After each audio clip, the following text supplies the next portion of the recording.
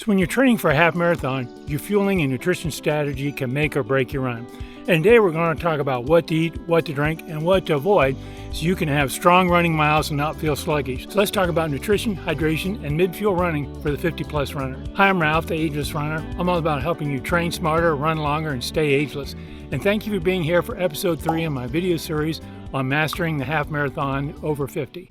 Let's face it, as we get older, our body changes, our metabolism slows down, our ability to store and use energy changes. All that really affects our nutrition planning. So it just becomes so important, so not only do we fuel our runs, but we stay healthy. And many runners over 50 underestimate their nutrition needs. They just don't appreciate what they need to do and how much they need to eat. And not just during the run, but around it too, before and after runs. But here's a big takeaway. Fueling well helps training consistency, and consistency builds endurance. Now, one little caveat, I'm doing this video for those of you who use carbohydrates to fuel your run. I know many of my subscribers do things like carnivore, keto, low carb, in which case you people are using ketones from being in a ketogenic state. And ketones are a great way to fuel your run, but not everybody does that, and that's a lifestyle decision. So for those of you like me who use carbohydrates, let's carry on. So let's start with our before run meal. That's really where you need to get fuel so you have that energy. Think about eating things that are easily digestible. You know, toast with some peanut butter, low-fat yogurt and fruit, oatmeal with a bit of honey, things that will give you nutrition, give you energy, give you carbohydrates. Avoid things like high-fat meals. In other words, don't have a big plate of scrambled eggs. And especially avoid high-fiber foods. Nobody wants to get that dreaded gastrointestinal distress as they get midway through the run. So think about easy to digest foods. And don't forget hydration. Drink at least 8 to 12 ounces before you run. Again, get all this out of the way at least an hour before you run. Give your body a chance to get hydrated, give your body a chance to start digesting, and then you're ready to head out the door. So what do we do during our run? Well, if your run is going to be an hour or less, don't worry about fueling. You'll have enough glycogen stores in your body to fuel your run. In fact, you run out of glycogen stores at about 75 minutes, which means if you're running longer than that, then we want to fuel.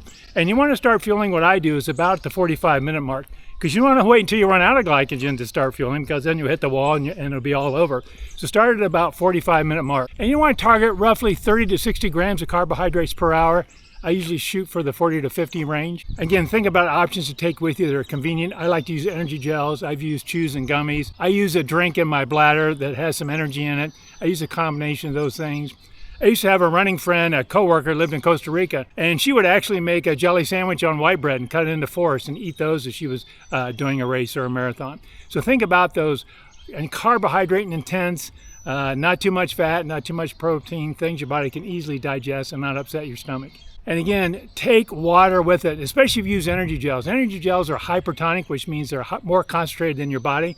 If you don't take water, they won't dissolve and fuel your run. Plus, it could also upset your stomach. So whatever you eat, take 3 or 4 sips of water with it, get that digestion started, get that energy into your system.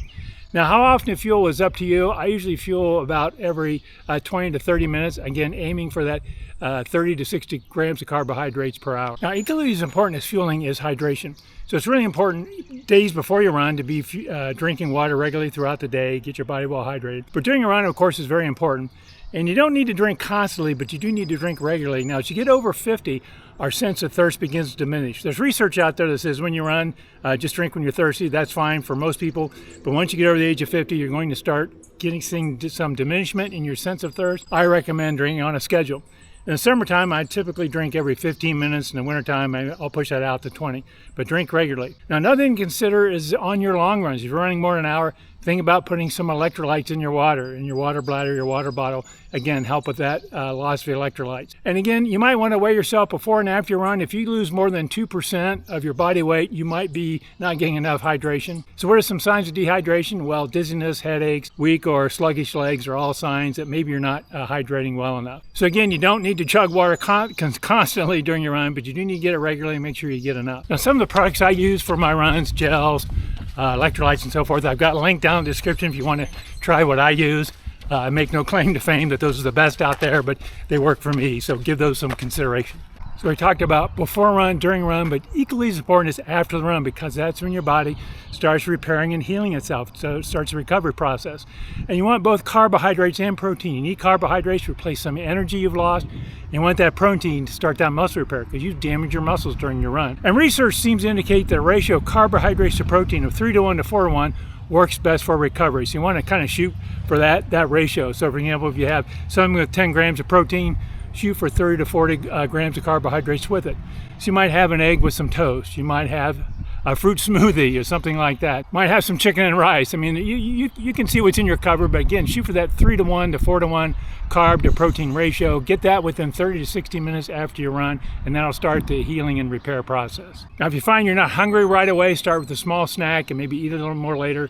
But again, start getting that nutrition into you 30 to 60 minutes after you complete your run. So let's talk briefly about some common mistakes runners can make, especially over 50 can make with nutrition. Hey, if you're enjoying this video and enjoying the information I'm offering, please consider not only liking, but help me grow my channel and subscribe also. Thank you so much. So mistake number one is not eating enough. You're not getting enough fuel before you run, during your run, after your run. That'll just make you tired and fatigued and really diminish recovery and building up your endurance. Mistake number two is trying something new on race day. Never, never, never try something new on race day.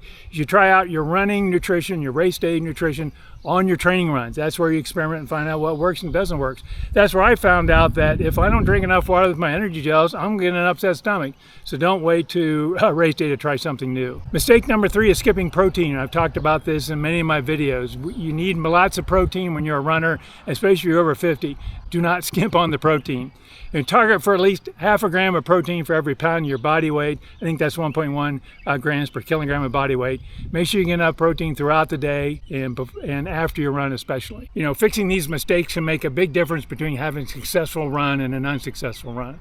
So fueling after 50 isn't complicated, but does need to be intentional. So let's recap. 69 minutes before you run, you need to fuel. You need to get some carbs in you. If you're running more than an hour, again, you want to fuel during mid-run. Again, shooting for 30 to 60 grams of carbohydrates per hour. And if you're running more than an hour, consider some electrolytes in your water. After you run, you need to get both carbohydrates and protein, preferably in a 3-to-1 to 4-to-1 ratio, but that'll start that healing process. And again, remember, nothing new on race day. Everything should be tested out before race day. And lastly, hydrate, hydrate, hydrate. Make sure you get enough water throughout the day and during and after your run. Now, in the next episode, we're going to talk about race day strategies, how to pace yourself, what to wear, and some mental strategies so you can finish strong. Now, again, if you enjoyed this video, not only would I appreciate you to like it, but I really appreciate if you subscribe if you're new here. I'm trying to grow my channel. Would appreciate your support in doing that if I'm bringing value to you, and I hope I am. So again, thank you for watching today. Thank you for being here. Train smarter, run longer, stay ageless.